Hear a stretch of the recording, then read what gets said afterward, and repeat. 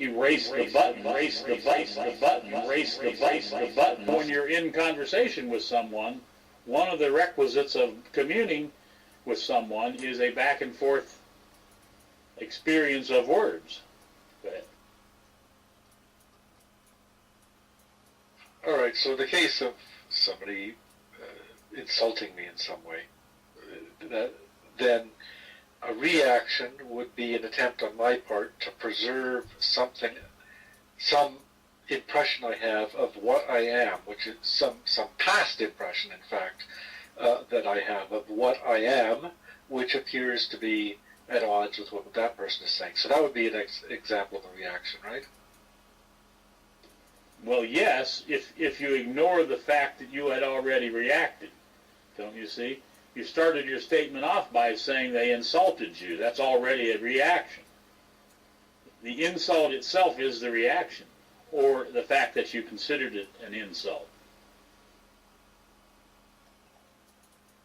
Yes, as the word insult was coming out of my mouth, I realized that you could see it that way, or you could see it that way. I just couldn't think of another way of expressing the idea that it was something that was, well, then there's the aspect of the negative intent, if there is one. Well, occasionally somebody will say something just to be hurtful. I mean, but obviously if somebody's throwing darts at you, I call that throwing darts at you. So you just simply catch the dart and allow it to drop at your feet. Just let it drop there so that it has no piercing ability, no ability to pierce you whatsoever. If someone is simply there to insult or injury or whatever you might consider those words to be, then obviously if you're alive, if you are a virginistic person, if you are vulnerable, then any and all words will go through you. They will not find a place to stop.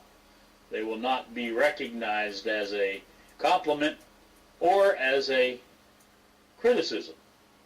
When you recognize compliment and criticism as a way of being, then you're a huge robot. Yes, I see that. So, strictly as a matter of terminology then, if you allow the dart to drop at your feet, as you put it, you might describe that as intelligent inaction. Exactly, Timothy, because we are all trained and conditioned to be robots. That's why to be manipulative robots.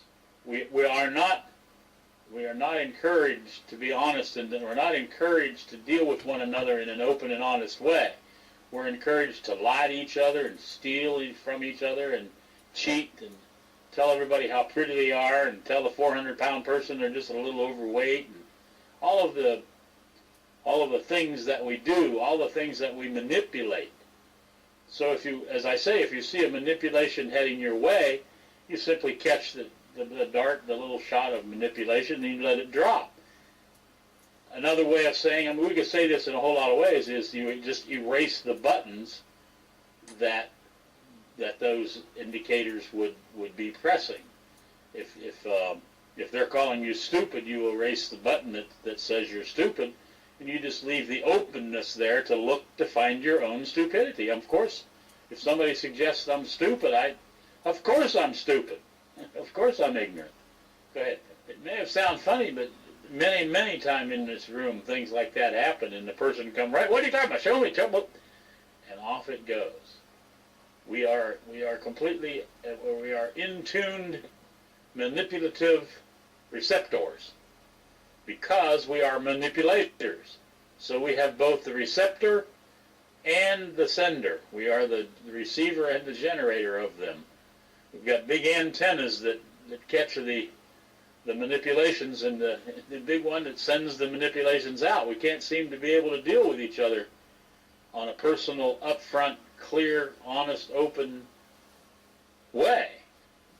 It's not how we've been trained and conditioned to be. From our earliest times, we're told if you can't say something nice, don't say anything. We're told to have a positive mental attitude. For sure. Erase the button, erase the button, erase the buttons.